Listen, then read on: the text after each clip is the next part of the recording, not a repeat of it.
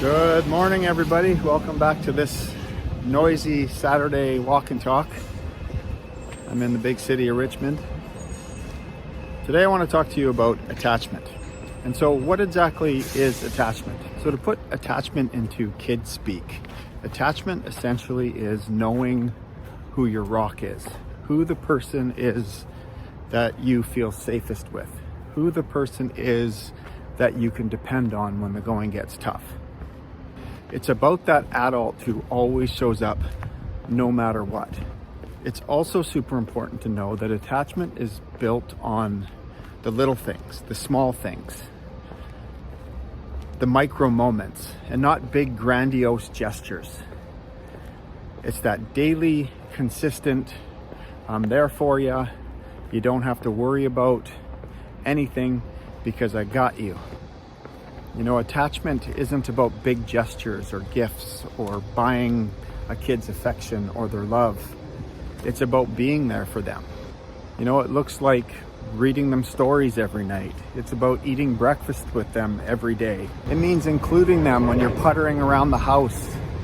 It means bath time every night. It means consistently playing with your kids. It means doing things with them whenever you get the chance to. So you're probably wondering why I'm bringing this up now. I'm bringing it up now because in schools, we see the cracks in attachment more than you can possibly think before Christmas. This is the time of year where kids really dread going home sometimes because they're losing that structure and they're losing that attachment. At Christmas time, kids worry about being left alone. They worry about that steady, consistent adult in their life who's going to be present for them. Whether it's about them being proud of something they accomplished, or if they scrape a knee and somebody's going to be there, or if somebody's going to make them lunch, or if somebody's going to talk to them, or be available to them. That's what attachment is. At school, this behavior manifests in things like a kid being more needy or clingy or angry or frustrated or more sad or more adverse to meltdowns.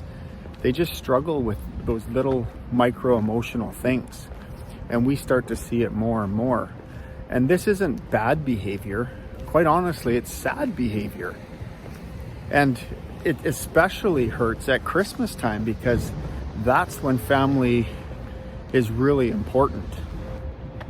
I don't know how many times I've been called dad by a kid, or how many times I've heard a kid call a teacher mom, and they do it by mistake, oftentimes in conversation, but they do it because they become attached to certain adults and they're missing that father figure, that mother figure in their life, and it makes things very difficult for them emotionally in terms of stability. And so they grab on to their teachers or to their EAs or secretaries at school because that's their safe person. So the question is, what can you do as a parent? What can you do to make sure that your kid feels like they have a stable force in their life? Well, right now, one of the first things you can do is go to their Christmas concert, if of course your job permits that. But go to their Christmas concert. Start showing up for them when they're at swimming lessons or if they have some sort of an activity.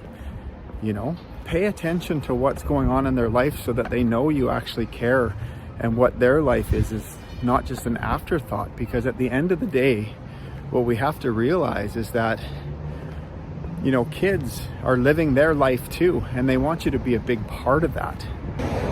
You know, one of the things that you should do is look for those small micro moments of attachment that you can have throughout the day. You know, when you get up in the morning, make breakfast for you and your kids. Sit down with them and have breakfast. Have a conversation. Go for a walk. If you're working out in the gym, have them work out in the gym for you. One of the things that I used to do with my kids is I had this backpack. And when I used to mow the lawn, I would throw Cruiser Every in the backpack with me to mow the lawn. Have conversations. When they're excited about something, engage them in the conversation. Don't brush them off. Put your phone down, be involved, read a book, go tobogganing. One of the things you can do is try to create 1 to 2 daily traditions, whether it be making breakfast with them or giving them a bath every night or reading a book with them or throwing the football around. do something that's consistent, because the more consistent you are, your kids are going to feel like you're consistently there.